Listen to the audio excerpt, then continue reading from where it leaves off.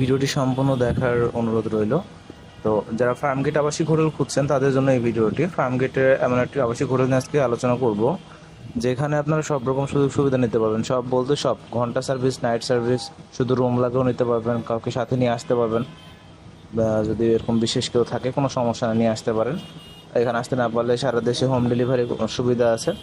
যেরকমভাবে নিতে চাইবেন সেভাবে সার্ভিস পাবেন এখানে, এবং 100% নিরাপদ, কোনো রকম কোনো সিকিউরিটিগত সমস্যা নাই।